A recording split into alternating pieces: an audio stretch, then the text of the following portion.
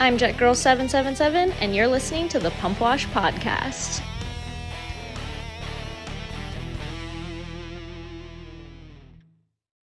Welcome to the Pumpwash Podcast. I'm your host, Anna Glennon. You might know me as JetGirl777.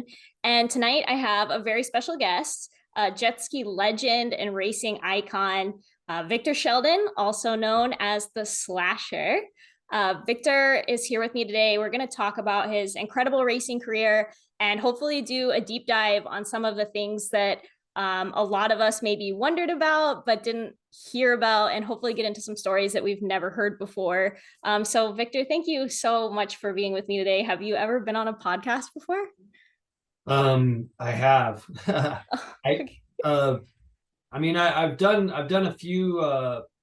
I've done a few with other jet ski in the last, probably the last few years. Done a couple really good ones. Vintage jet ski, I think it is. Mm-hmm, yep. They did a really fun one with me, and then like I was telling you earlier, I try to as many old stories as I can tell to people when they want to do these. I always embrace the podcast because there's a lot of things that people want to know, and there's a lot of things that people don't know. So it's kind of cool to kind of bring those old stories back, into fruition. So I'm here, ask away. Awesome. I'm an open book. I love it. Just for background, I was introduced to the sport through all of the YouTube uploads of like ESPN and Hot Summer Nights and everything. So when I first came into the sport, I was like, man, like Victor Sheldon and all these other guys were such a big deal to me. So when I met you at Body Beach, like just in passing. And I remember my dad came running over and he was like, Anna, Victor's here. We got to go say hi. And you were down there just hanging out, and you gave me so much of your time, and you were really kind, and I appreciated that a ton. But I also just kind of want to like help bridge the gap to all these other people that may not get to talk to you in their lifetime. So I'm really looking forward to kind of getting into it. So we'll get after it. You ready? Yeah. Let's do this. All right, cool. So first and foremost, I think one of the most interesting things about you was that you got into the sport, but you were from Alaska, which is, to me, is wild because I think of Alaska and I think snow and, no sunlight and stuff like that. So could you kind of give me a little insight onto how you got started? And also, was there a big jet ski scene in Alaska? There's so many lakes there, and there's a lot of people have extra money. I wouldn't say extra money, but they like to live it up in Alaska. That's so I couldn't ask for a better place to grow up in.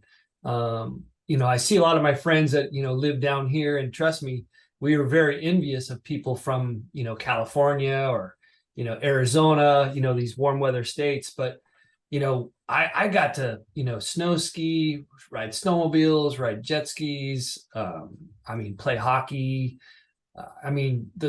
I did so much that I could only imagine if I did grow up here, where my life would have gone, but growing up in Alaska I was very fortunate to do that because it's a little different. You grow up different in states like that than you do, say, in California. I see it firsthand, and I like my morals and everything that I learned from growing up in a state like that. Yeah, I'm from Kansas, and it's not Alaska by any means. We don't get snow skiing and all those other fun activities, but I do think that growing up there really helped me as I kind of matured and moved out towards the West Coast and participated in more sports. Because, like you, we probably had kind of an odd off season where you're kind of in hibernation for a while, and then it would get warm and you could ride again. So I kind of see where you're coming from on that. And then as far as when you got started, what about your first jet ski ride? What jet ski was it? And, how did it happen? Like I said, we had some friends that had jet skis, and we'd go to this lake in Alaska called Big Lake, which was super popular for the the state of the city of Anchorage. to go and, kind of, have summer fun there. I mean, I did wear a wetsuit with a dry suit on top of it. So that's what we had to kind of deal with, to have these sort of, this fun. And keep in mind, this is in the 80s. So, the technology was pretty bad. I mean, the gear and all the stuff that we have today is heads and shoulders way better than what we had. I mean, our wetsuits were like 3-4 mil, like you could barely move in them. But I mean, we didn't know any different, and it didn't really matter. So it didn't matter as long as you got to ride. Yeah, it's great stories as long as we got to do it. I mean, and we didn't do it very well. Like, we watched people do it and we thought we were doing it like you should do it, but nothing like what Larry Rippenkroger and David Gordon. Those are the people that I kind of started to watch when Jeff Jacobs wasn't even in the scene at that time. It was mainly Larry Rippenkroger. Everyone just like, he's like this California stud, white He was the guy. He was the guy for sure. So I mean, it was like I said, it was just not many people like that are watching this can understand, growing up in a town. Obviously you can, but it's just different growing up in towns. You kind of envy all these people you see in the magazines and stuff.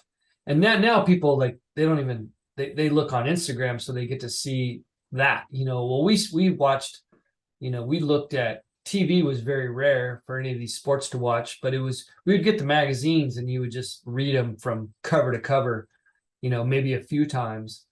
And you just thought that these people lived on, like they just, red carpet was, rolled out for them. And they were just like, you're like, wow, you're just blown away by, once you get to see these people that you see in these magazines for, year after year, you're just like blown away that you get to see them like they're actually a person, Yeah, no, I get where you're coming from.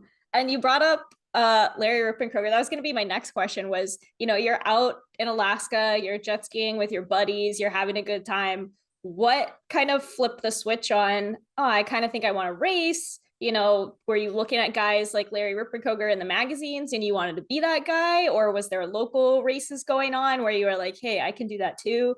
What was that transition from, just being more of like a jet ski rider to wanting to get into the race scene? I took to jet skiing. Like I loved it. Like I literally, the first time I rode on it, I just completely loved it. And I was riding motorcycles and snowmobiles, like I said. So I was into that stuff. But I'll give you the quick story of, where it started and where it took me. So I had a friend, his name's Pat Crabb. He and I started jet skiing together. One day I went over to his house and he's like, hey, I'm going to go to California. And literally he was leaving in like 2 weeks, and he had a van, and he said, you want to go? I'm like, yeah, man, I'll go. So I literally 2 weeks after knowing he was going to go down to California for a month and a half trip. And at the end of the trip, we were going to he was going to the World Jet Ski Finals. And literally, like, I was just like, dude, I gotta go. I sold my truck and I jumped in his van with my jet ski and his jet ski and a motorcycle. I mean, we were just basically two kids going, leaving Alaska and going to California. That's so sick. That's for wild. a month. So do you think that if you hadn't taken him up and sold the truck, do you think you still would have gotten into racing at some point? Or do you think that was the moment? I believe that was the moment because, I mean, I didn't really have that, I didn't have the money. I didn't have I was fresh out of high school. I didn't really know where I was going to go. If I would have missed that trip, it's really hard to say. I probably would have lived in Alaska, worked construction, and probably done okay. But, my life, I don't know that it would have worked out like that, because the story goes is when I jumped in the van, my parents sold their house in Alaska during that month trip. Our house was for sale, but during that month trip, they actually sold their house, which we weren't planning to sell the house like that fast. So I literally was like, on the trip, and my parents like, hey, someone offered us a good deal. We're going to sell the house, or we're going to go travel around for a couple of years. I'm like, okay, so what do I do? Oh, that's wild. Yeah. So I literally, on my trip, I literally had to, like, I didn't really have nowhere to go. I didn't want to go back to Alaska. I was in this, out of high school, deciding if I was going to college or not, which I didn't want to go to college because it just didn't interest me. So I was kind of in this really weird spot. Like, what am I going to do? I didn't jump in my friend's my friend's van to think I was going to move to California and race jet skis. Yeah. It was like, I didn't even know it was really a sport, So at any rate, long story short, while I was, down on the trip, I ended up staying in Arizona, getting a job at a jet ski shop, and literally just you just went for it. I love it. That's awesome. I never would have imagined that there was like one moment where you just committed and it was like a domino. Like if you hadn't done that, the rest of your life might not have fallen into place. That's wild. Yeah, who knows where it would have gone, we don't know, it's just, but I just know that, I know that I love to ride jet skis. That's all I knew. That's awesome. Oh, that's so awesome. I love that. So the next question that I have is probably like right after that moment. Everybody knows you for Butch's and your association with racing for that team. You had the iconic paint scheme that everybody still recreates to this day. How did you go from jumping in the van, going down to the world finals, kind of moving out on your own to being the guy for Butch's? So there was probably from that, this is 1986 that I was on this trip with my friend Pat. So from that time, like I said, I worked at the jet ski shop.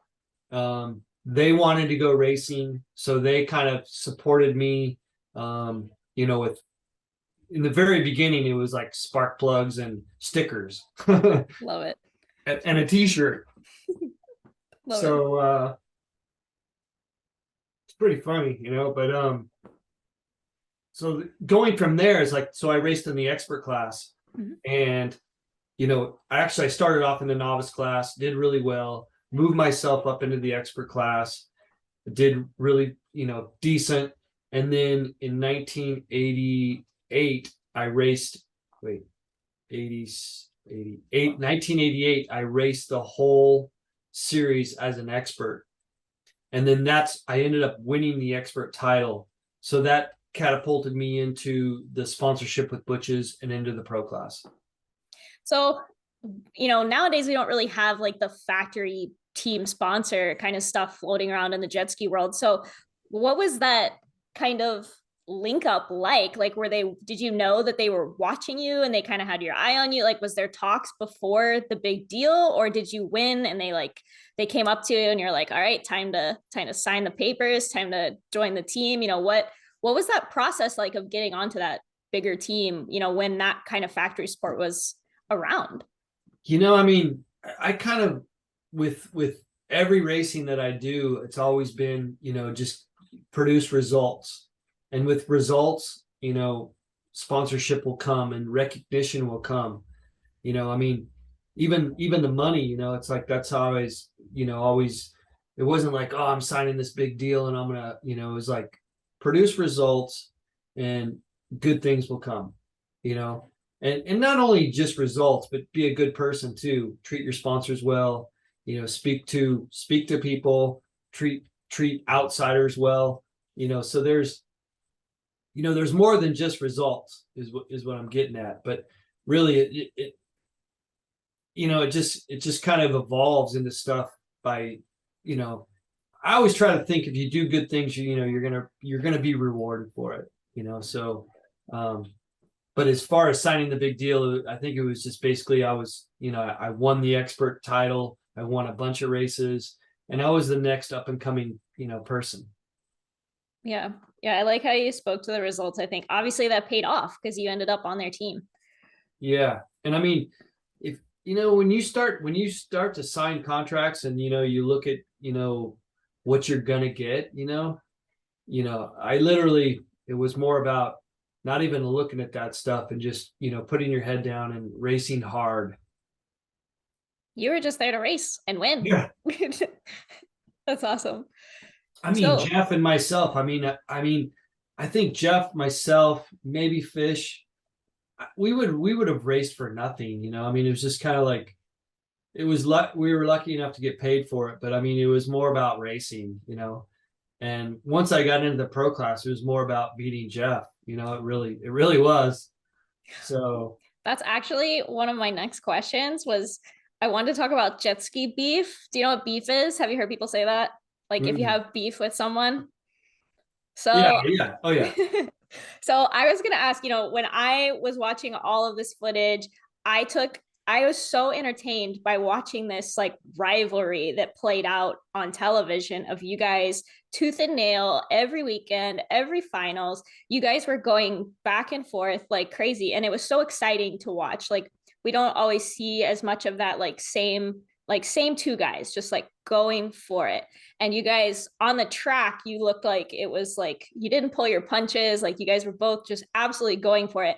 And I want to know, like, was it as intense as TV made it out to be? Like, were you guys like ready to throw down in the pits afterwards? Or, what was that actual relationship like? Was there any animosity or any beef?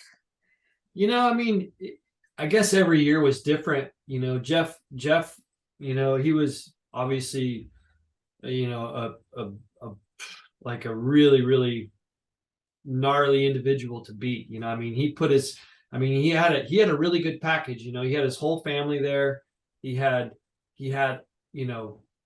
everything was,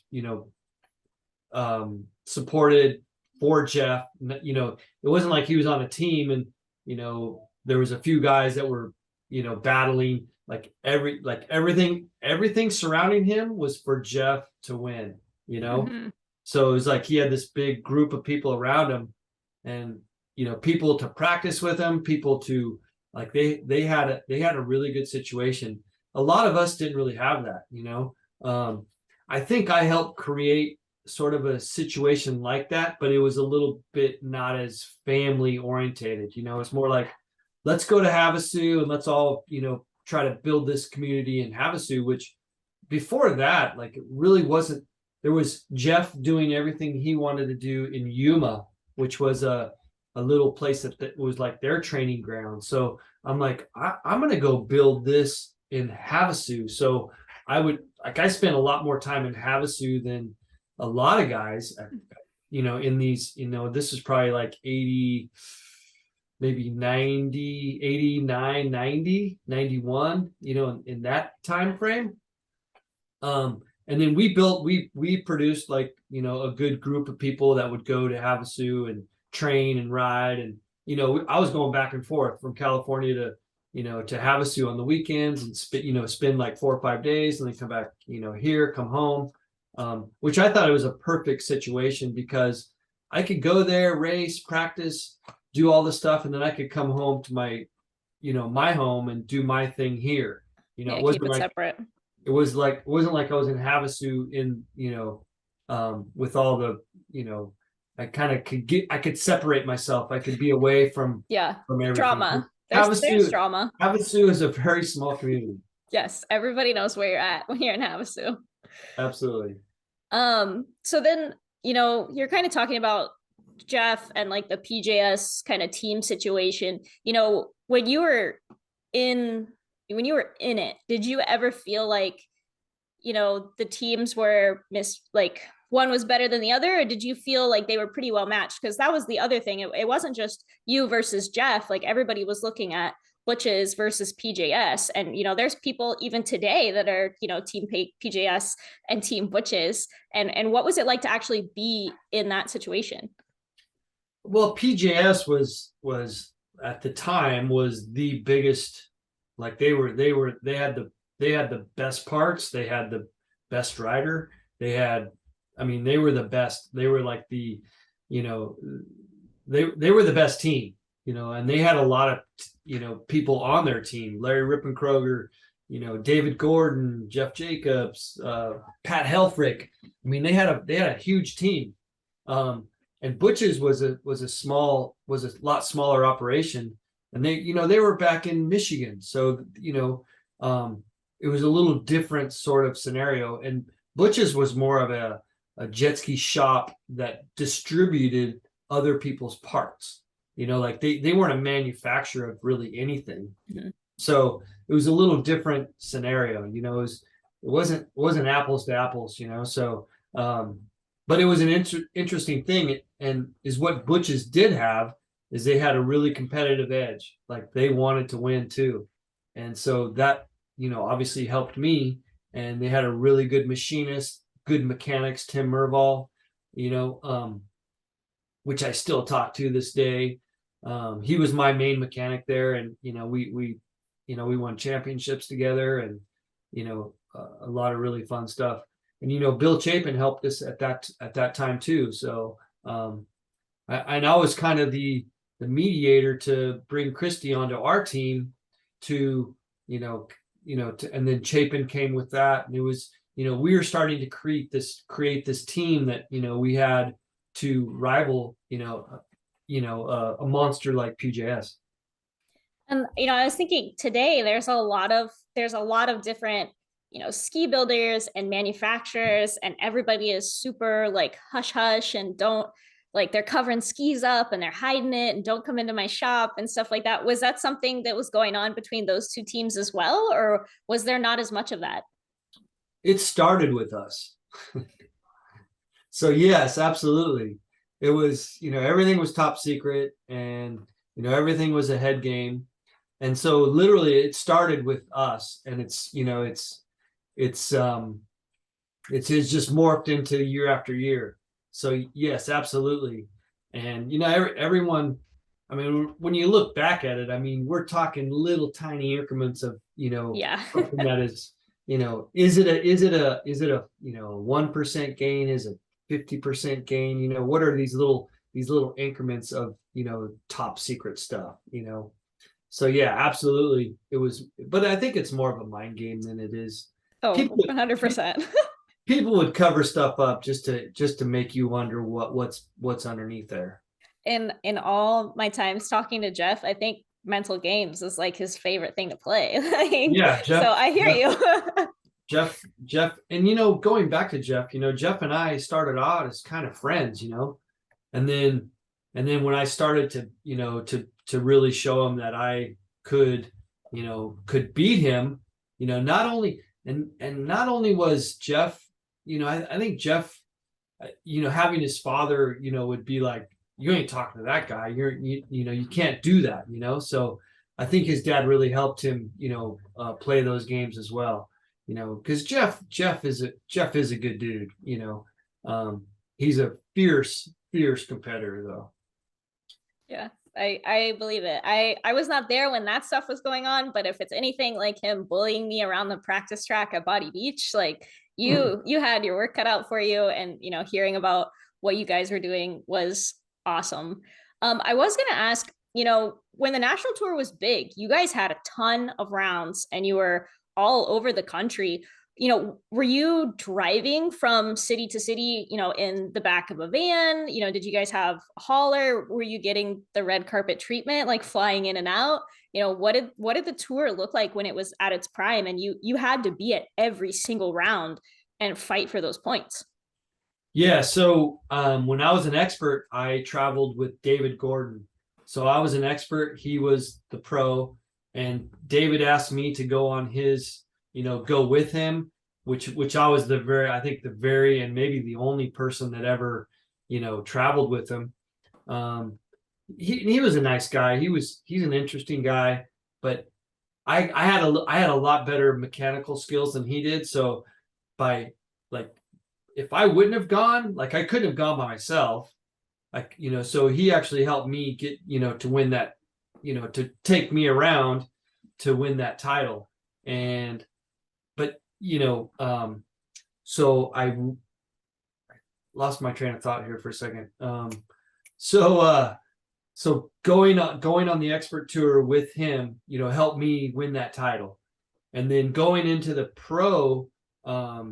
my first pro season, I traveled with Chris Fischetti. Oh boy. So talk about stories, and talk about traveling with a guy like David Gordon, and then traveling with a guy like for the following year, Chris Fischetti. Oh my God, it was like, we'll need a whole nother episode for that. I guess it's helped me be able to deal with a lot of different people, which maybe in the long run has been healthy for me. So, but so when my first pro year, I was traveling with Chris Fischetti. I had the jet pilot box van, and Chris Fischetti had his own trailer. So all my stuff went in the box van, all his stuff went in his trailer, and then we traveled together in the box van. So talk about, we could go on and on and on about stories about that. So so it was pretty interesting, but we had a really good time actually. But we ended up finishing the tour, and we didn't like each other at all. We were just I can't imagine. It's like, we're friends now, which Jeff and I are friends. We ride mountain bikes all the time. Chris and I ride jets, bikes as well. So, but at the time, I mean, when you're racing, for money and, medals and, points, things get a little crazy. I'm impressed that you didn't leave one on the side of the road before the next round, pick up a couple extra points that way. Yeah, right. So, but yeah, it was interesting. And then I was having a good year, and Chris was having a bad year. So, that made him, maybe that more jealous towards me, because I'm a rookie and I'm beating him, and so on and so forth. So good times though. What was there was that group of you guys, you had Fish, there was Jammer, you, I know Larry was still hanging around for a while. There was that group of you guys that was going from race to race. Were you hanging out after the races, or was it more like, hey man, I won today, but you're coming for me next weekend? What was that kind of, was there a camaraderie there? What did that look like? Absolutely. Even though not until later, 92, 93, when more money came in and more TV was coming in, and, we were starting to become, TV figures, and, we all had our different personalities and character. Not until then things sort of changed, and then we, there was little groups of people. But, in 89, 90, maybe 91, we were all still just a big traveling group. You would travel with 4 or 5, other pros, and it was a lot of fun. It was like I say, it was memories forever. And, and it was serious on the weekends, but during the week, it was more just a bunch of kids traveling around, no cell phones, all we had was a map, and getting lost a lot of times. But, finding go-kart tracks and totally destroying the go-karts. I love it. Having, fireworks fights, on the highway, roaming candles, shooting into vans. Oh God. Literally stuff that people don't do today. Because you would just get thrown in jail. You would just get thrown in jail. So I have a rumor that I've heard that I want to see if you can either, prove or debunk it for me. So I heard that at one of the national events, there was an incident with a rental van where you were tearing it up and having a good time, and the rental van got thrashed. True or false? A rental van? Yes, and I was told you got in trouble with the race director. Yeah. I actually, I was an expert. No, I was a pro. I was in the pro class. So I don't remember the van, but I'm sure that we did destroy a lot of things. Sounds like it. But I do have I mean, I don't know about that story, but I'll tell you this story. We were at my first pro race. I was in the points lead. We were in Florida, and I ended up getting disqualified from slalom. Okay. And keep in mind, I was in the points lead. Like I was in front of Jeff. I had him on the ropes. You know, I was kind of like, I had him really thinking about, oh shit, who is this? You know, what's this guy? What's he got? You know? But that first, I think it was the third race of the tour, first race on the road, meaning it was in Florida, coming from California. And I rolled a rent-a-car. My mechanic, Tim Merval's rent-a-car. He's like, hey man, you want to take my car? I'm like, yeah. And I had Harry Gocher and two other guys, Chris Burke, maybe, in the car. I flipped the car upside down, literally a half a mile from the hotel. I was kind of freaking out because we didn't have seatbelts on. Actually, no. I think Harry had his seatbelt on. He's upside down in the car, just laughing because we're, you know, they're strapped in the back of the car in the seatbelts, and me and maybe Joe Kirsch or somebody were like in the front seat, all just, you know, tangled up. And any rate, bunch of people started coming. I'm freaking out. We rolled the car back over on its side, and the car starts. I got back in the car, took off, went back to the hotel, parked it, you know, like hit it, and then told my mechanic, like, hey man, sorry, come down to the lobby, you know. And hey man, I'm sorry, I rolled the rent-a-car and blah blah blah. And he's like, oh man. And I go, I'm going to the bar, because we were going to that's where we were headed to, was the bar. And yeah. So the whole moral of this whole story is I was in the points lead, and it all went down the drain in the first race on the road. I think that is the story that I heard, because I remember you getting disqualified from the points lead, but I didn't want to say it. And then you'd be like, no, that's not what happened. But that's wild. I can imagine the laugh that Gocher did, that like loud, just like cackle, you know, like his signature laugh. Oh, that's crazy. And you got to remember, he was dressed up like, you know, he had his boots on, you know, his pants tucked into his boots. You know, he looked like Bon Jovi, you know, or somebody. Oh my gosh. He looked like he didn't look like a jet ski racer. He definitely looked like he was, you know, in some kind of band, you know. He was ready to party. Yeah, he was just, you know, I mean, so if you do see him, I'm pretty sure he's still doing a lot of jet ski stuff. Mm-hmm. If you do see him, bring up that story, and maybe he remembers it, maybe he doesn't, but I'll ask him for sure. He was in the car, and I flipped the car over. Were you guys just mobbing around, or was it kind of like a freak incident? No, I pulled the e-brake. Tried to do like a 180 and gotcha. hit a curb, and the car just rolled over. I mean, good thing it wasn't, we weren't going at real high speeds, but you know, it was enough. It was enough. I mean, it was, you know, no harm, no foul. Everyone was okay. We ended up getting to the bar with a lot of laughs and stuff. So, and how did the disqualification come about? Like, did the word just spread?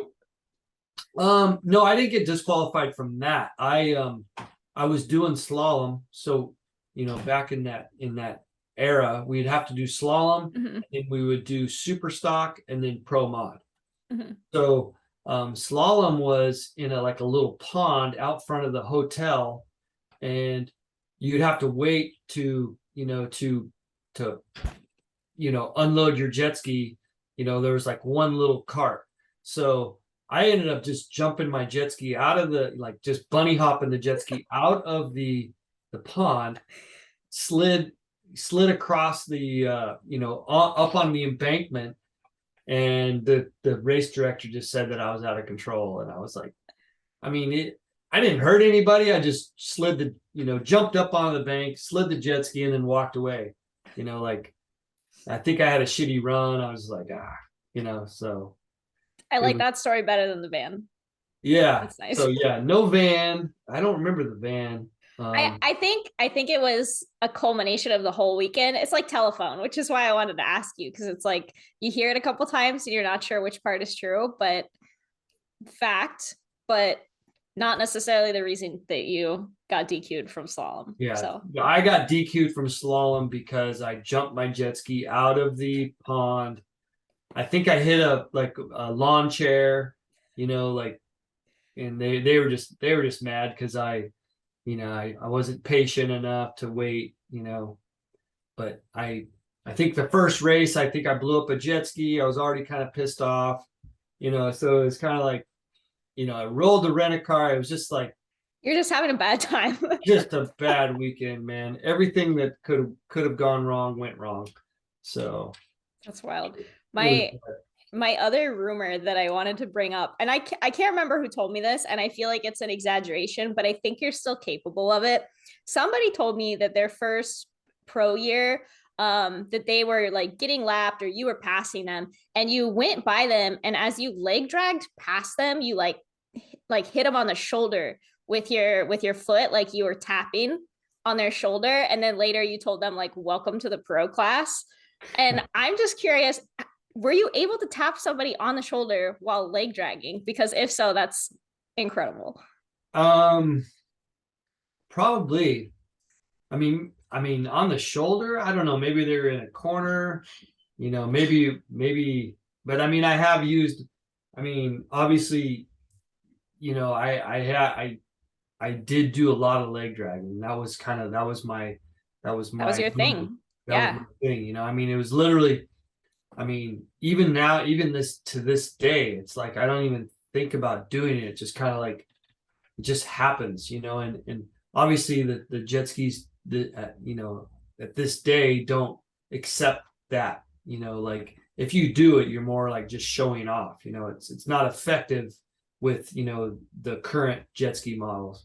But back in the day on 550s and stuff, it was an art, it was Mm-hmm. something that, It's a lost art these days, yeah, honestly. yeah. So when you do see someone do it and do it good, you're just like, oh wow, that's pretty cool. It's such a flex. Yeah. So So speaking on the leg drags, you're the leg drag king. Like I don't think anybody would argue that.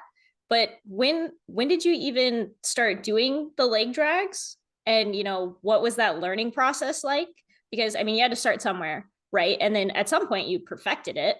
But when did you decide like, hey, this is going to help and this is how I'm going to do it? because I'm a goofy foot, so I'm right foot forward. Um, you know, I think I started doing it because you couldn't turn very fast going left, being goofy foot. Like so it was kind of a natural move to kind of take that, because you could go super fast left if you could if you could do the leg drag, for 20 minutes or 15 minutes or how long the races were. It was a really, really effective move.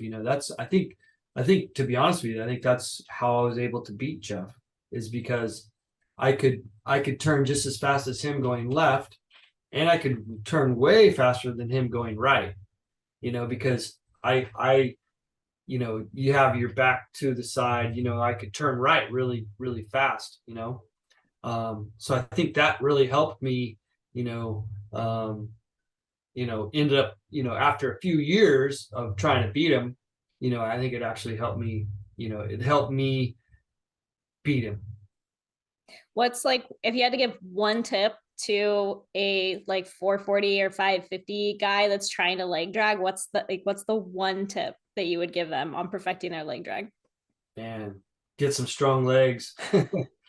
uh, get some Yeah. strong, get some strong legs, and just keep doing it. Like literally, just don't, just I don't know, watch old videos of me doing it, because it's a commitment. And you got to really embrace it. I loved the videos of like the starts when like you'd get out in front and you would just leg drag like the entire sweeper in front of everybody. Were you ever worried that your leg was going to get like sandwiched between other people? Because you were uh, just throwing it out there. yeah, no, I didn't. At that point, you never even thought, Just natural. just like, yeah. I mean, literally, you could kind of when you're racing and you're so focused, like it's funny. Like I watch these videos nowadays, some of the videos on YouTube and whatnot, and I can almost go back and remember what I was thinking at that very time. That's so cool. It is crazy. I mean, that just shows you how focused you are in what you're doing, to be able to, that just remembering some of the stuff that happened right then and there, and just you can go back to it and just it's like, wow, I was thinking of this at that time. It's That's so pretty cool. well. So was the slasher nickname, did that come from the leg drags? Where'd the nickname come from? I'm sure it did. You didn't brand yourself as the slasher. I didn't know. I didn't like it at first. I was just That was like, going to be my other question was, did you even like being called the slasher? no. I mean, they tried a bunch of nicknames. It was Jet Pilot was they were the ones that that that gave me the nickname. Scott Burnsworth actually. He was like they were thinking of all kinds of names. I mean, names I was just like, oh my God, Do you really? remember any of them? Like what could have been? One I do that I was like, no, Vertical Victor. Oh, oh, that's yikes. That's it was horrible. Was that because you were tall? No, it Oh no, was you got yeah, it was vertical like like big air? it was like a big air shot, Okay. and there's like Vertical Victor, and I'm like, oh my God, because they had like Sink It Deep, and they had all those things, Mm-hmm. and then actually, I don't even think they told me like they didn't even say like, hey man, how about the slasher? They just Uh, went for it. they did an ad for me, and dang, I thought I had it. I remember there was one that was like, he's back and he's slashing. Yeah, no, it was I was on the cover of like in 1989, I was on the cover of Splash magazine, Mm-hmm. and then they did an ad inside of it. It was kind of like the same, it was from Big Surf, and it was like Victor Sheldon is the slasher. And that was literally That was it. that was it. It was just like, okay. So did you just like crack that magazine open and you were like, well, it is Yeah, what it I is? literally it's like they did an ad, like they didn't tell me about the ad, but it was from the photo was from Big Surf, which was a jet ski race that we did, in Arizona, Scottsdale, Arizona. And it was kind of an overhead shot. And I had the helmet with the Freddy Krueger Yes. thing. Oh shit. Yeah. It was this helmet. Oh, that's so sweet. Yeah, I remember the claws. That was like your thing. And I was like, yep, that was That was it. that was it. I was the slasher. That's So wild. yeah, so that's where it all came from. And to this day, I still talk with Scott Burnsworth, like weekly. So um he's got a lot of interesting stuff too. He was part of the whole group of, the Jet Pilot gang, and You Jet guys were Pilot actually, legends. yeah, Jet Pilot actually, I mean, they did so much for us that it was just, they really brought a lot of really cool stuff to the sport of jet ski. Yeah, my next kind of topic was going to be surrounding the brand deals because when we look back and we see Splash magazine and all the ads that you guys were in, and Jet Pilot was one of them, Scat Track was another big one. I remember the Scat Track commercials. What did the brand deals look like back then for you guys? It sounded like Expert was a little bit slow, and then as you moved into pro, and it sounds like mid early 90s there was more money coming in. Were you dealing with a lot of like paid brand deals, or what did those gigs look like back in the day for you guys? And were you like fighting with other guys to get those, or was there a pretty big like pool of opportunity for all of you? I mean, I mean, really for me, Chris and Jeff, we all had different deals. I think the only same deals we had was like maybe Jet Pilot. And I mean, the Oakley thing was, it didn't get better until later, but in those, 89, 90, 91, 92, I don't think until 92 is the year I ended up winning and beating Jeff. So, kind of tables turned for myself as far as, what my negotiations were. But, I mean, we weren't making the money that, I mean, we were making fun money, I mean, it was like, it was better than working for sure. But yeah, absolutely. the money really didn't come into the sport until about probably like 92, 93, 93 till probably, like the Kawasaki deal, those were a lot better. And, but up until then, it was okay. I mean, it was all right. Did you like, were things like handled for you, or were you still kind of paying for bits and pieces out of pocket, like parts and, spark plugs and stuff, like you said, Yeah, no parts. All the parts was just, as much as you needed, whatever you needed. And then the money was like, I want to say like my first contract with Jet Pilot, I want to say maybe it was maybe $10,000, maybe $5,000 or something like that, and then I think the biggest it was like $40,000. So, that's kind of where went from like 5,000 to $40,000, so. Hey, that's good money for racing jet skis and living the dream, right? Yeah, no, it was, trust me, like for me, like the first year racing jet skis, getting, everything paid for, and then walking home with 20,000, $25,000. That was, dude, you think you're a millionaire, when you're 20 years old and oh yeah years old, and you're racing all, for a year, and everything's paid for, and then you have money to buy stuff with, and live like it's amazing feeling. Yeah, that's so awesome. I was gonna ask too, speaking on Jet Pilot, you had that iconic suit that was like green and purple and orange. Was that something that they designed and were like, here, go wear this, or was that your suit like from the very beginning? That was theirs. That was all of them. My first year in 1989, I wore it was a pink and neon yellow and white, I think. It's there's a picture of it right there.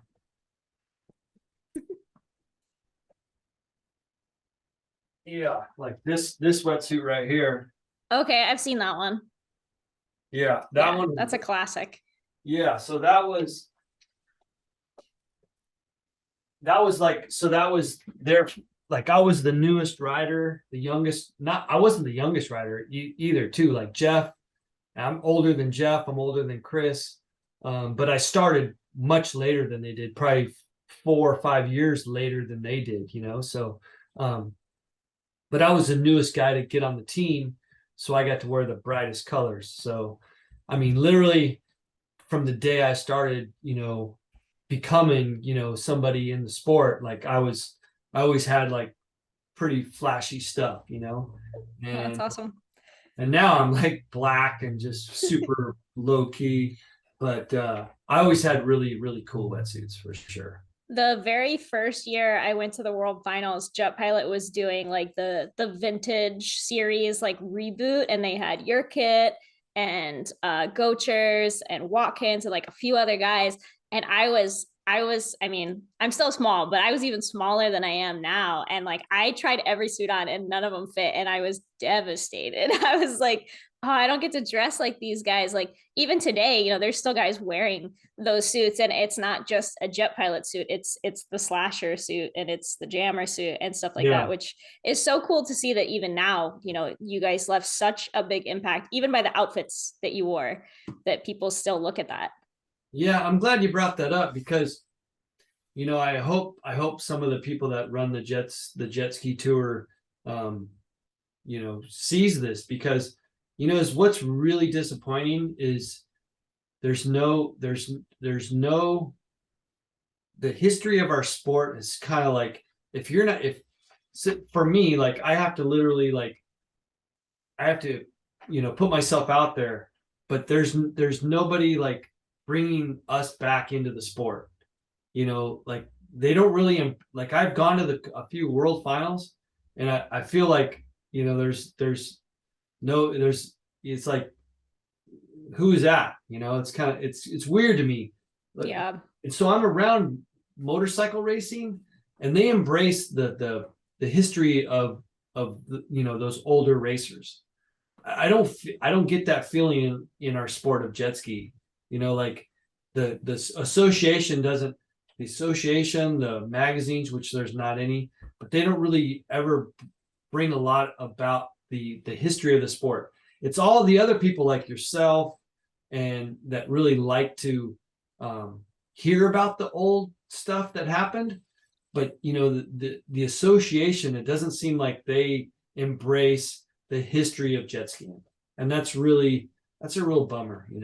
Yeah, when I was getting into the racing and I came to world finals, I was like heartbroken by like the fact that people like you were not getting lifted up and still appreciated for what all you guys had done. And granted, it's later, and we should live in the past and these things like that, but there's no denying the impact that you guys had on our sport. Even today, people still talk about you guys. The videos are still circulating, all of that. It didn't die and it didn't go away. And that was something that I started doing when I first got into it, and kind of what helped propel my career was I was digging up the VHSs, and I had that little machine that like converts it so that it can go on YouTube, and I spent hours and hours just getting all of that to where it was preserved so that it doesn't ever go away.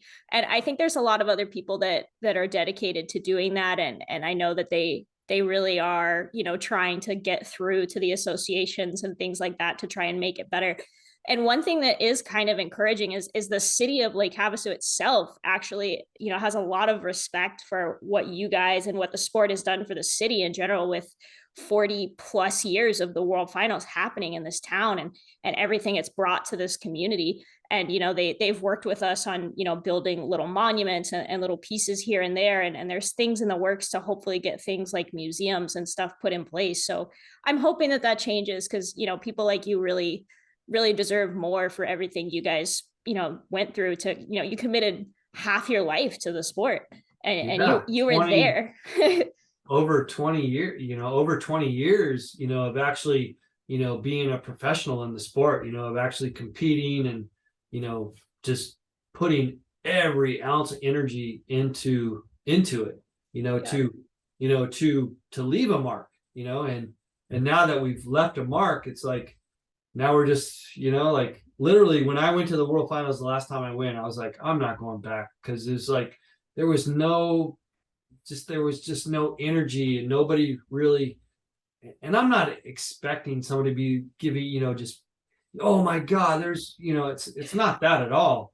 It's just there was just nothing there, and I was like, it was disappointing to go and see it like that, and that all comes from the organization of, the current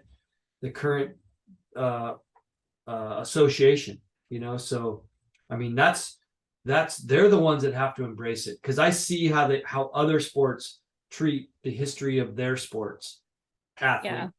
And we just don't have that in our sport, in the sport of jet skiing, and it's really sad to me, because I would love to, like I said, I say it, all the time when we talk about jet skiing. I owe so much to jet skiing. It's made me, a kid from Alaska that didn't know that this was even possible. And I owe a lot to the sport of jet skiing to give me the confidence that I have today, and what I've learned from jet skiing, to go on to doing the things that I do today, raising a family, all that stuff.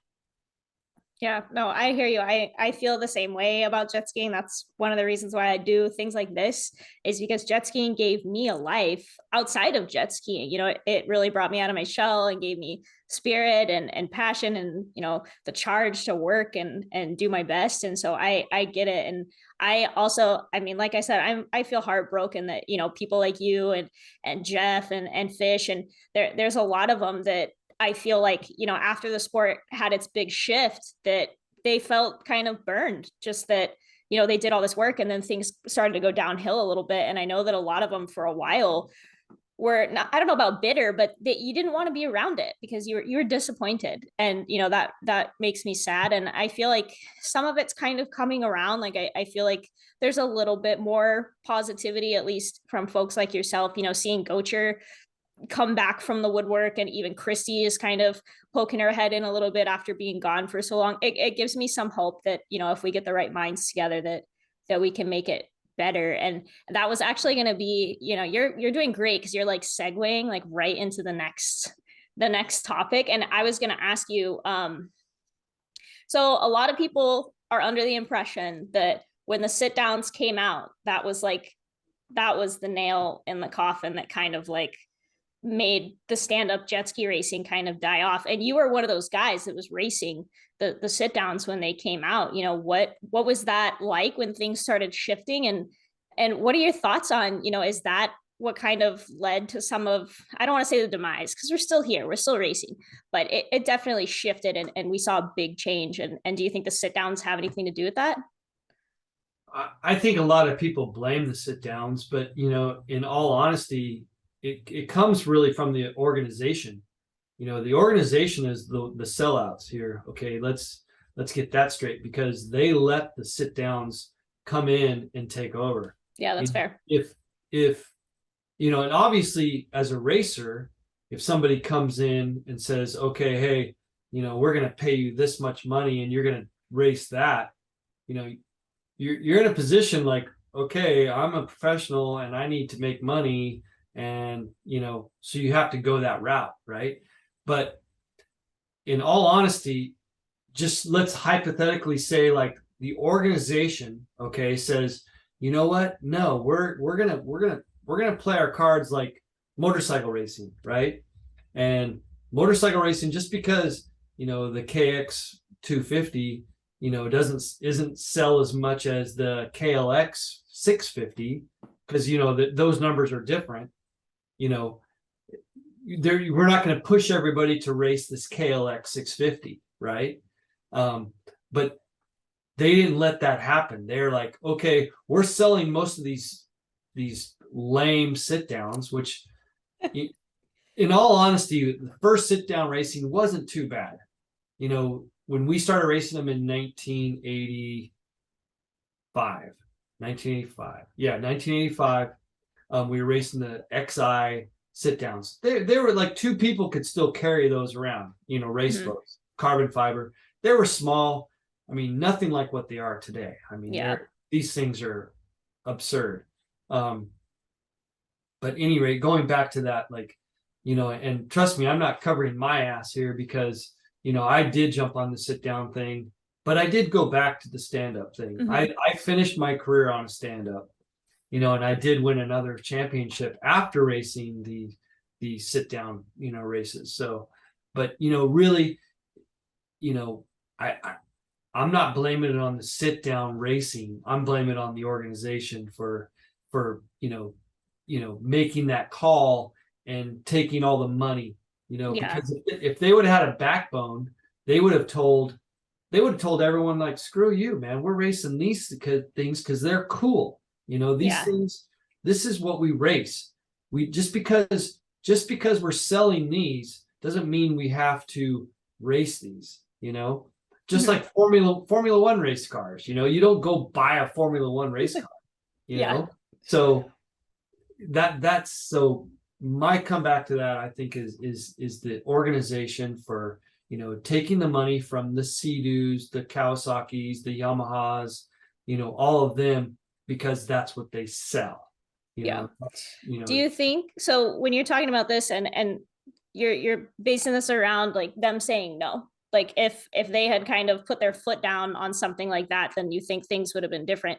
Do you think that the pressure was coming from like the manufacturers, like the people selling the skis, or do you think it was coming from more like the people and like people that own sit downs wanting to come in and like get a piece of the action? No, it was manufacturers. Absolutely. Manufacturers. They're the ones trying to sell more of these, more of the sit downs. Mm-hmm. So, I mean, the people that were, when we did make that move, to race, sit downs, the people that were buying sit downs had no idea who Victor Sheldon was. Yeah. They had no idea who Chris Fischetti or John Stevens, which was the full sit down guys. Bo DePriest, like they had no idea who those guys were. Yeah. They could care less. I mean, the sit down person was not a racer. Yeah. So, it was really, it was a sad time for sure. When that was happening, when that was on the horizon, was it kind of hush hush, like you heard rumors of it in the pits on the weekend, or did you guys see it coming from a mile away and kind of like, brace yourself for, oh, I gotta, there's deals coming at me to race sit downs now? Or was it like all of a sudden? Because today, like you said, there's still some misorganization going on to where rules and things like that, sometimes they get thrown at us. What was, because that was a huge deal to let a completely different kind of watercraft race at these races. So was it something you guys saw coming, or were you blindsided by it? No, we saw it coming because at that time they allowed Sea-Doo, like I want to say 94, maybe 93, 94, 94. They you could see him coming pretty hard, so you could see, Kawasaki had John Stevens racing with PJS, and then you had Bo DePriest, and they had like a Kawasaki Sea-Doo battle. Mm-hmm. And Yamaha was way off the back because they had some big turd that was basically, I mean, it was horrible. What their first sit down was just, it was the Raider. It was called a Raider. That's what it was called. And they ended up making it better, but in the in the early stages of that, it was bad. It was mainly Sea-Doo and Kawasaki that were battling. Yeah. And that was John Stevens and a PJS, sit down. Mm-hmm. And then in 95 is when, the full factory Kawasaki team came in and basically just cleaned house. And then, once that happened, then Sea-Doo came in with a bunch more money. And I mean, they were just, money was just being just. Yeah, no, I believe it. I mean, when people start buying lakes and renting lakes to have their own personal, training, facility, it's like, come on, man, that's pretty gnarly. Yeah, no, that is hardcore.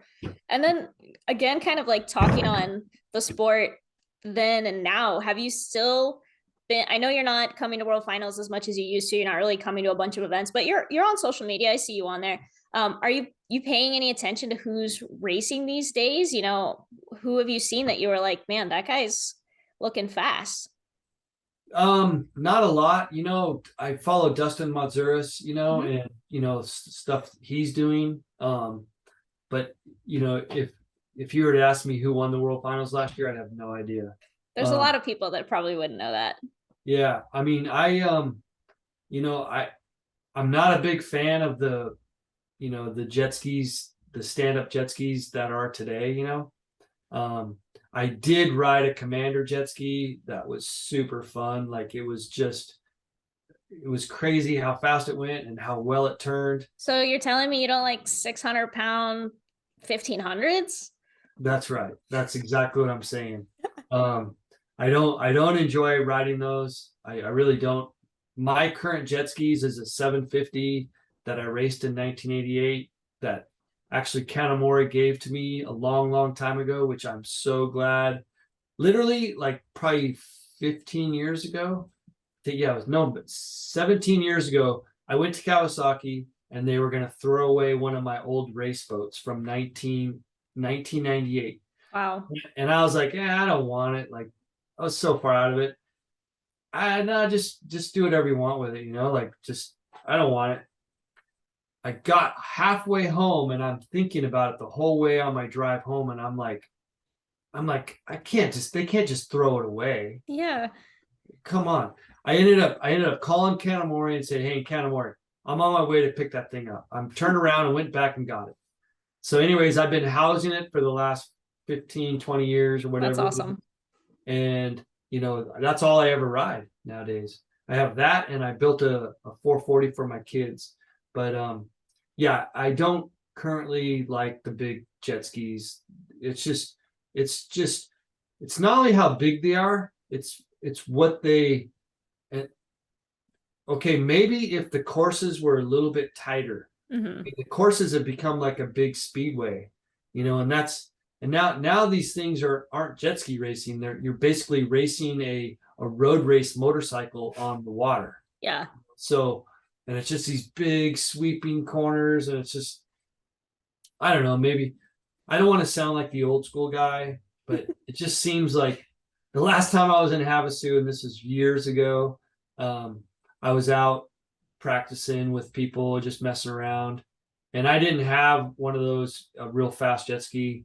I think I had maybe a limited 800 that Steve Webster built me, and I went out there, and the course was just big, this big wide open course. This is at Body Beach, and I went and I totally just shrunk it down and You're out there rearranging the buoys.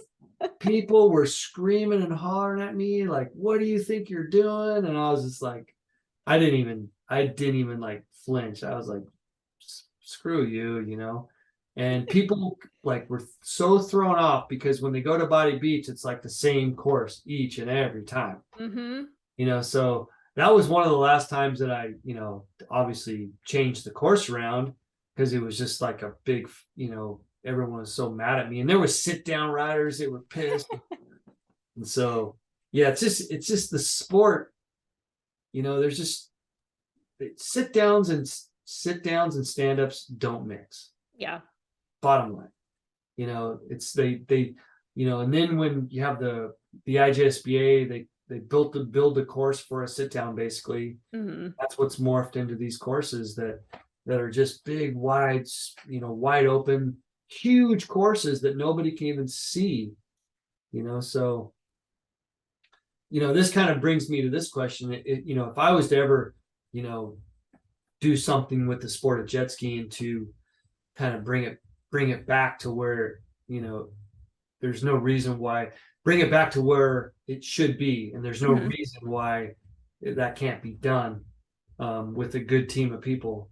It would definitely be to, do something about the courses and bring it back to more of a real spectator sport. Yeah, I know. I personally, watching you guys ride, I haven't got to ride with you as much because you're not around Havasu as much as you used to be. But I see like Jeff and Gocher, and like you guys can get on boats that are slower than, a GP1 or a Pro Force, whatever it is. And those riders that are newer and on these fast skis, you put them on something technical and you guys will just wax them every time. And I think that comes from what you guys grew up in, was so much more technical and so much gnarlier. And I don't even think it was the skis that you guys were on. Like, your skis were more rudimentary or whatever. I think it's from the technical skills that you guys developed from having to race slalom and having these technical tracks and having log jumps and all of that. And I do think that you're right that the technicality of it is something that we're missing these days. Yeah, I mean, the courses and the log jumps and all. I mean, it really comes to the jet skis that we grew up with. The 550s. Those things. Literally, if you once you semi-master one of those, like you can ride anything. You can ride anything. And you're saying that you still ride, which I love to hear it, and I hope that you come out to Havasu soon so I can ride with you. But what else are you up to? When did you? The other thing I want to ask is, I know a lot of the other riders had kind of like a grand exit when they left the sport, and to my knowledge, I never really heard. If you just kind of like quietly bowed out and you were still kind of involved, but when did you decide, like, what, I'm out, I think I'm good for now? What was your exit from the sport like, and what have you been doing since then? I mean, yeah, I mean, I never retired, like some people, they make a big thing about retiring. I mean, Yeah. I never retired from the sport of jet skiing. I just kind of like, I think, like you said, I mean, I started a family and just, that's been the focus. I mean, my daughter, I raced, I want to say 2004, 2005 for Kawasaki and Steve Webster. Hmm. And so when I left the sport, I got hired to work in the motorcycle industry. Okay. Um, and so I took that job, but part of my departure from jet skiing, I told my sponsor, which was Parts Unlimited at the time, Mm. they had slippery when wet wetsuits, and they Yep. had Thor motorcycle gear. At the time, I said, well, if they hired me away from jet skiing, basically like, hey, it's time for you to start a different job. And I'm like, okay, yeah. So I took the job, but I told them, hey, I want to race. I still want to race, and I think I ended up doing it for maybe 2 years. But I just raced the world finals and maybe a couple other races, Hmm. pretty. So it was a pretty small, I got a couple of jet skis and Steve Webster built them. Um, and so then anyways, I think I want to say 2004 was probably my last one, and that's when the it was really starting to go kind of really weird, the Hmm. association. And I was like, what, there's just a lot of drama, and I had a family, and then I was like, kind of working on doing a lot of traveling, which is really hard on a human. Um, flying each week, on an airplane, dealing with Yeah. airports and rent a cars, and I mean, it sounds cool, but it's after a while, it's really taxing. It's hard to to do much of anything if you're not racing. Yeah. If you're racing, it's part of the job, but if you're going there and just kind of not racing, it's kind of weird.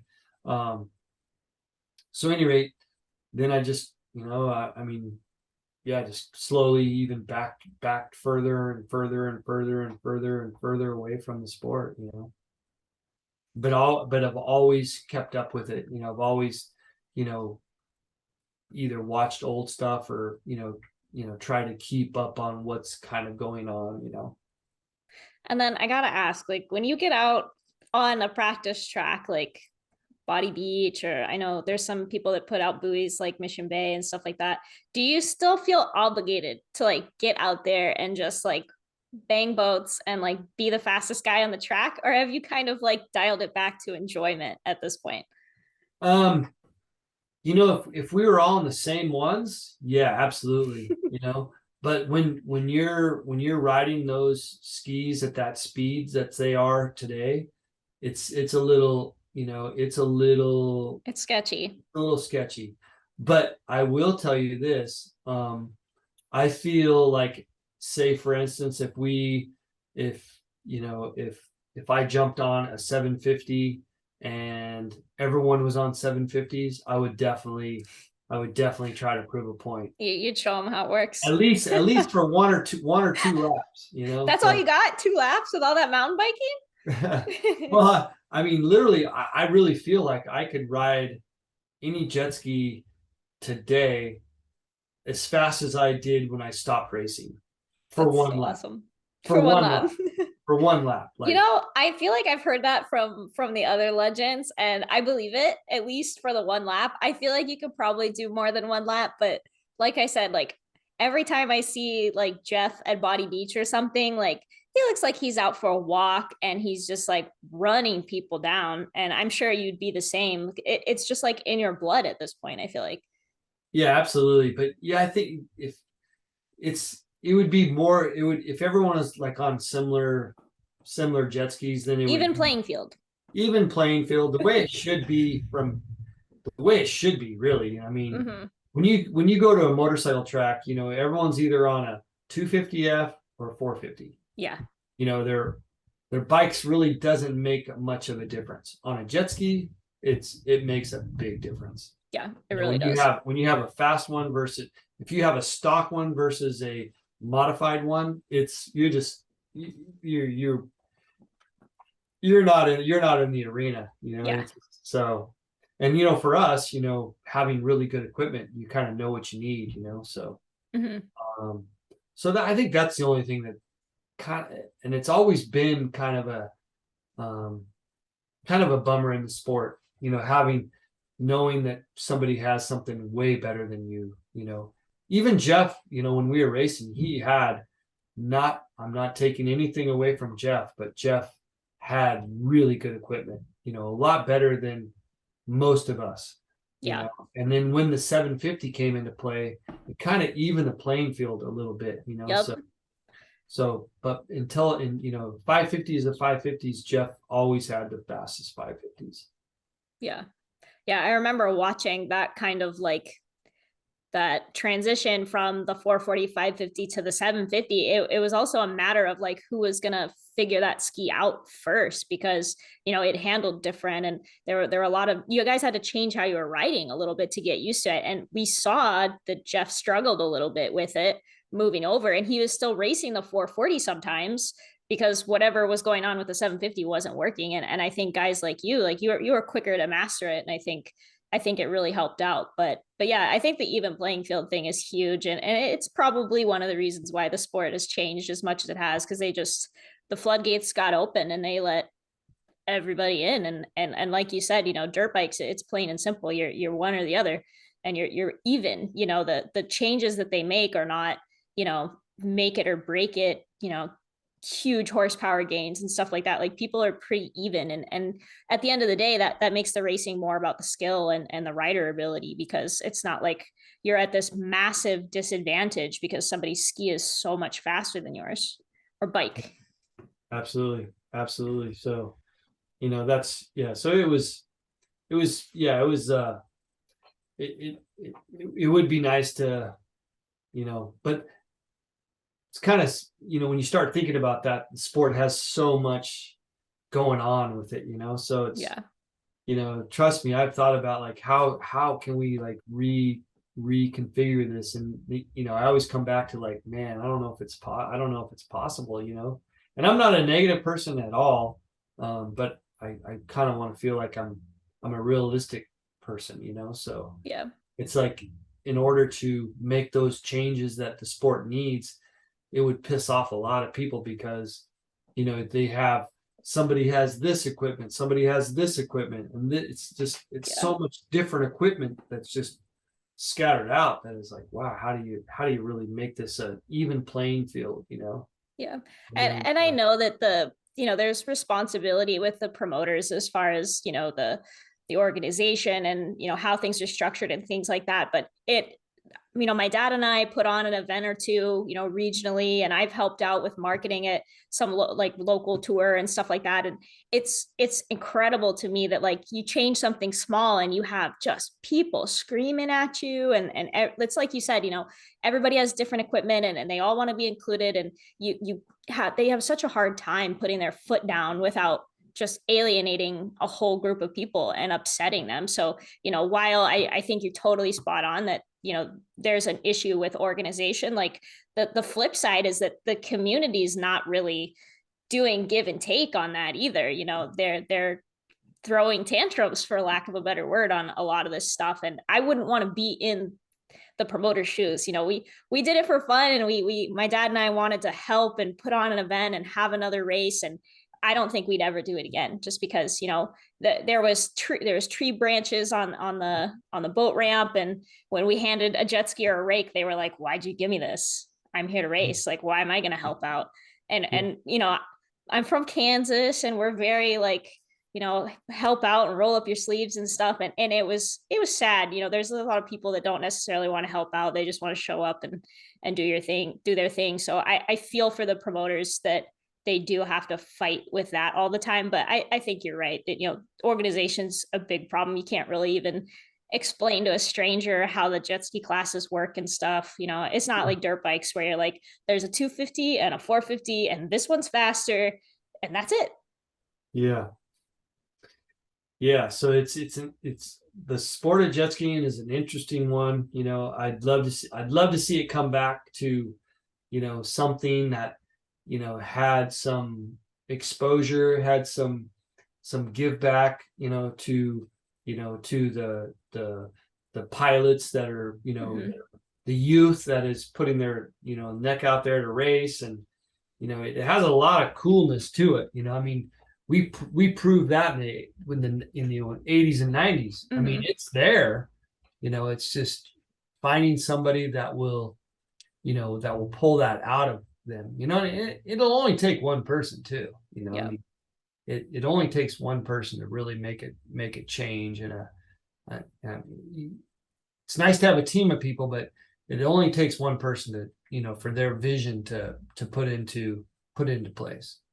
Yeah, there's been lots of rumblings. Like, I can't confirm or deny anything. There's plenty of allegations floating around that people are trying to make changes, and it stings a little bit because you can have all the passion for it in the world, and sometimes things don't work out. But I do think for one thing about our sport is that we're full of people that are just in love with the sport and would go to war for it. And I do think there's a lot of people fighting to make those changes, but it's like you said, there's so many variables and things. We aren't motocross. It's a lot more niche than motocross is, and there's a lot of variables involved. But I hope that, with people like yourself and me and, some of the other people that are just, they love the sport so much that I'm hoping we can see changes in the future. And I've seen a lot more people on the starting line. I'm seeing a lot more new faces. I think the people are there for it. And I've seen some changes here and there with some of the promoters that are giving me a little bit of hope, but there's a lot going on. And I think it comes from a variety of issues, but all we can really do is keep working. Yeah, you can't give up. Just keep plugging away at it, and I'm a firm believer in if it's something you want to do, you can do it. I mean, I lived my whole life like that. Like, literally, if I want to do something, if I want to do something, I'll do it, I mean, that's really, I don't want to sound cocky or anything, but I mean, that's really, I mean, a kid from Alaska, if I wanted to race jet skis, I wanted to do it. And you went for it. Put everything into it I possibly could, And now, putting on mountain bike races, I felt like there was something missing here in San Diego County, and I mean, this is our 10th year putting on mountain bike races. And, I started this with nothing, That's nothing. So cool. Literally, like, I like riding mountain bikes. Maybe other people want to, race mountain bikes, where I like to ride mountain bikes. And, it just kind of just evolved into, full-time position. So that was actually going to be my next question. You're reading my mind. I was going to ask you a little bit about that. When did at least, I know you've been mountain biking probably longer than you've been doing the promotion side of it, but when did you kind of transfer into putting on your races? What's your kind of position doing that? And how's it going for you? So I started in 2013 is when we started Quick and Dirty, or I did. I had a friend in the beginning, that was more of a mountain biker, I mean, I was more of at that time in 2013, I was more of a washed up jet skier, that's, I hate when you guys say that. Like, you're not the only one that says that. Washed up jet skier, man. That breaks my heart. It's just more of a term just to, because I don't really like saying that either, because, I don't feel I'm washed up, because I still can do it. I still rip. I can still do it pretty good. But just, I was just transferring from the jet ski scene. And I was kind of, I was kind of in limbo. I was working for a couple jobs that didn't really, sitting in an office, working for somebody, it's not me, man. It's like, I can't do it. I mean, I basically, after jet ski racing, I did the Thor thing. I worked there for maybe 4 or 5 years. And then I worked at Spy for a couple of years. Cool. So there's probably like a 6-year span of working for somebody that, is just, it was horrible. It's horrible working for somebody, a boss, tell you what to do, and then tells you he loves you. And then the next minute they're like, "Hey man, I'm sorry, but we got to let you go." It's like, it was horrible. So anyways, I started the mountain bike thing, with just like, hey, there's some racing going on here, but it's just kind of scattered and it's not organized. It's like, someone's like, oh yeah, there's a mountain bike race, next week. It's like, no lead up to it. So Yeah.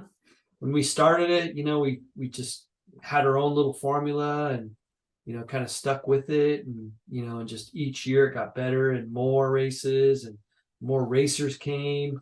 Then we have more races and then,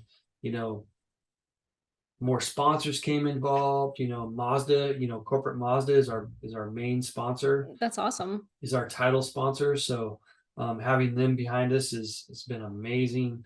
And then I think we have maybe 20 sponsors, in the bike market, specialized and giant bikes and but it's literally, become something, like I said, over a 10-year span, and putting on races from anywhere from, 300 people to 800 riders is Wow. our biggest race. And, have a staff, that pretty much helps us out, each and every race. There's a lot of moving parts with, with promotion, you got to have a team of people, and you got to have people you can trust and, know what they're doing. And communication is really important. And, what I'm doing here, could translate into jet ski racing, quite easily, Yeah. That's really, that was my first ever, that's my first ever love, so, and you are right. I was mountain biking when I was, training for jet skiing. That was my go-to. So I've been riding I've been riding mountain bikes, since the late 80s, so it's become a 14 race series here in San Diego County. Wow. And we have, like I said, from our smallest races, about 350 riders, and our biggest race is almost like 800 riders. So that's incredible. That's awesome. Yeah. So that's, in a nutshell, it's, 14 races, in San Diego County. We do have one in Las Vegas. So we have ventured out of state, but, the majority is in San Diego County. And that's really what it is. And it's a grassroots mountain bike race series that, I try to give back to the community by trying to treat these riders like I was treated when I was a professional athlete. That's cool. I gotta ask, like, in all your years of promoting mountain bikes, does it ever cross your mind of putting on your own jet ski event or series? Yeah, it does. I've thought about it, a lot, but, I kind of felt like the jet ski thing is, it takes a little bit more money, takes a little bit more. There's more logistics, I feel like, in jet skiing. There is. If somebody was to come and, have some funds to do it right, I have seen people try to do it and they've done it on a shoestring. Yeah. And it hasn't really, there wasn't no plan. It was like, hey, let's put on a jet ski race, and, and we'll this and we'll that and blah, blah, blah, blah, blah. And it's like, no, you got to have more of like a 5-year plan. Yeah. There was a 5-year plan in place, or if somebody was interested in making a 5-year plan, then that would be more, interest, that, because you can't just put on a race and expect the sport to turn around. Yeah. There has to be a plan in place, and, you have to be able to, year after year, make those changes. Yeah, I definitely think, like you said, there's not like this one race that's going to fix everything. It's going to take time. Big things like, Supercross and that real like pinnacle type racing was not built overnight.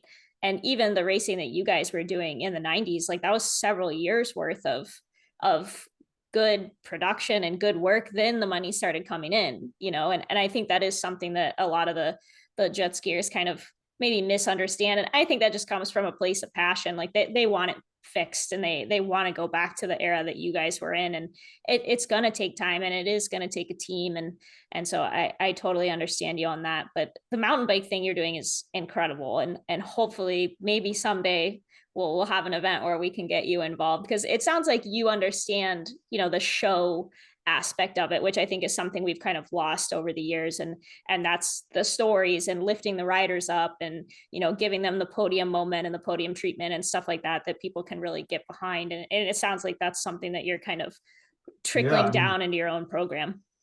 Absolutely. Like we literally, we give our racers, we try to make them feel like they're Victor Sheldon of jetski racing, from the 90s, by giving them a podium presentation, by making them feel like there's somebody in the community, and building their confidence, not only by just putting on them a race, but giving them the confidence to go, on to new things, in their lives.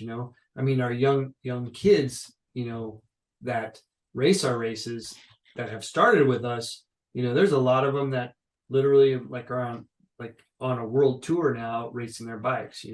That's so cool. When we see that they started with us and they're doing that well, and they're still doing it, it's like brings tears to my eyes half the time. That's but yeah, cool. literally giving them the confidence, not only for the weekly confidence to race, but lifelong confidence.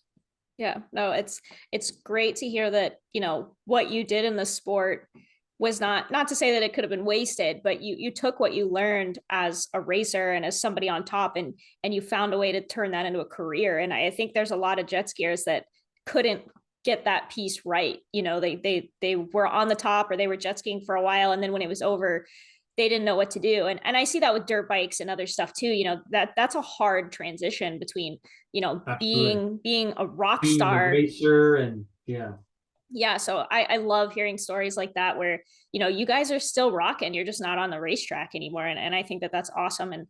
And I'm glad to hear that. I'm not a good mountain biker, so I won't be attending any of your events. I spend more time on the ground than I do on the mountain bike, but I'm glad to hear that you're crushing it. And so I have two last questions to wrap us up. One of them is related to the mountain biking. You said that you ride mountain bikes with Jeff a lot. Who's the better mountain biker? Depends. Like, I mean, we're both really close, but I mean, going up hills, no question, me. But going downhill, he like, that's what he likes to do. That's what his jam is, going, more of a going fast. If I was going to tell you, like, going up, I'm way faster. Going down, I wouldn't say he's way faster, but he's faster. How's that? So, I love it. I love that there's still competition there. That's awesome. Yeah. So I mean, when we go and ride jets or mountain bikes together, there's no competitiveness. It's more about just freaking doing it, and just having the adrenaline rush. It's hanging out. It's hanging out, and just like, I guess we do push each other because we do have that competitive nature for sure. But it's more of a just like we're just hanging out, being bros. Less like stories, and less like rivalry, and more like just like competitive to do good and go faster. We both want to see each other do a jump, or not crash. We want to see each other excel. Before it was, we wanted some them to crash or whatever, take themselves out. Now it's more like we just want to both do good. That's awesome. Have a good fun conversation afterwards. That's so cool. So last thing I want to do before we wrap up is I have 3 pictures of you from your jet ski career, none of which I think are like incriminating or anything like that. You're safe. I want to show them to you and see if you can remember them happening, and then also just kind of give me some insight into what was going on.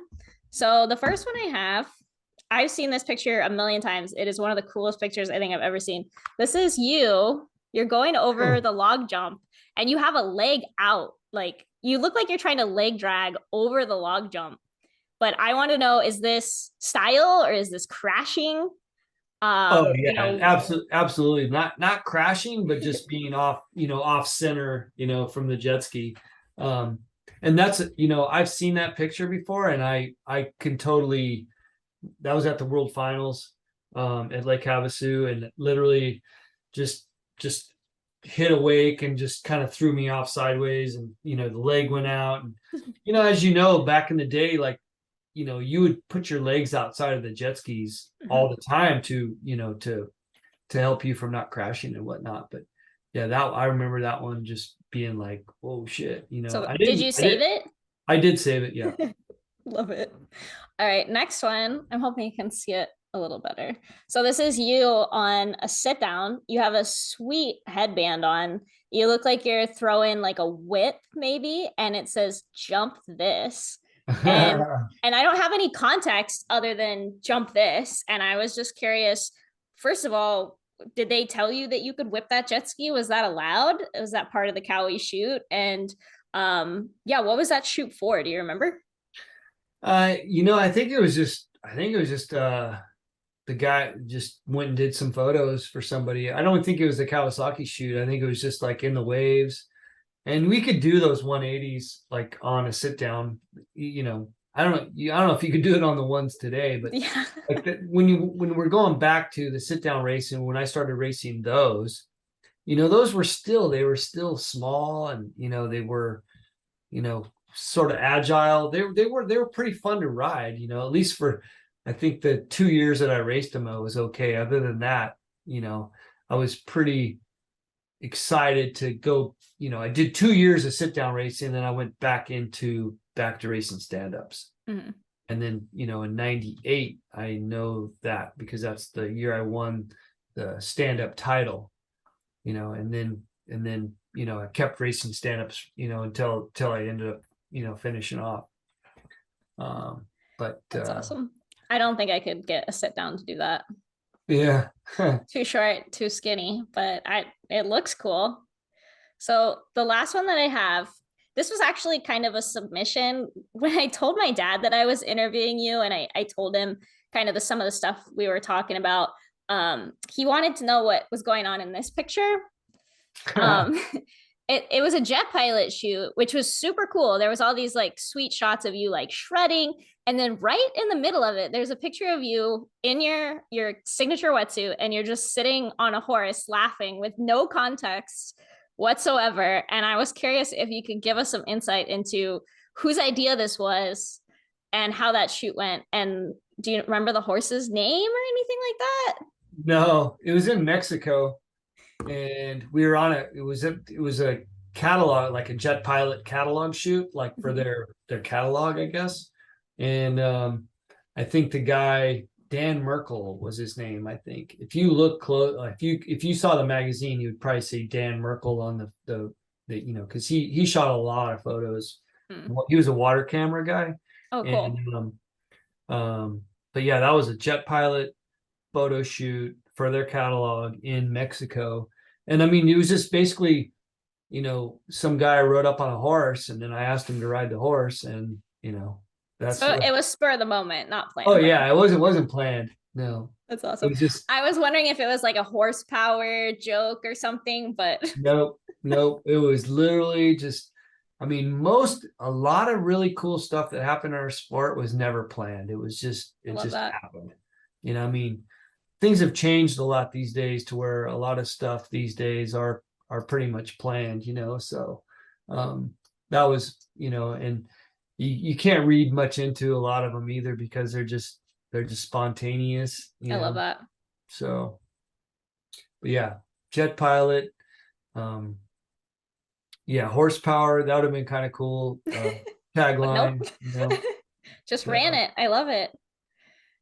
Well, cool. I really hope that people sit down and listen to this. You gave us a lot of really, really cool insight into what you were doing back then. Like I said, we watched you on TV, but back then when there was no social media, there was no direct line to what you were thinking and dealing with back then, other than, you know, the interviews that we watched on TV. So, you know, having this opportunity to sit down with you and talk about some of this stuff is an honor. First of all, thank you for all the stuff you've done for us, but I hope that people get to enjoy it, because you guys have so many incredible stories, you know, and like you said, you guys were just running with it back then, and you were just going for it, and it wasn't planned, and there was no, you know, structured way of doing things, because you guys were the first ones. You know, Yeah. you made it what everybody else wants to be now. You know, we still look up to you guys to this day and wanting to be like you. So I think that that's so cool, and I love being able to share your stories. I hope that we can maybe sit down another time and get into some more stories. But for now, I think that's all that I have for you. Thank you for sitting down on the Pumpwash podcast. Really appreciate your time. Oh, absolutely. Yeah, that was fun. This is the Pumpwash Podcast. I'm your host, JetGirl777. Be sure to like, subscribe, and share this podcast with all your jet ski bros. And be sure to follow me on Instagram, JetGirl_777, for all kinds of rad jet ski content. And stay tuned for our next episode.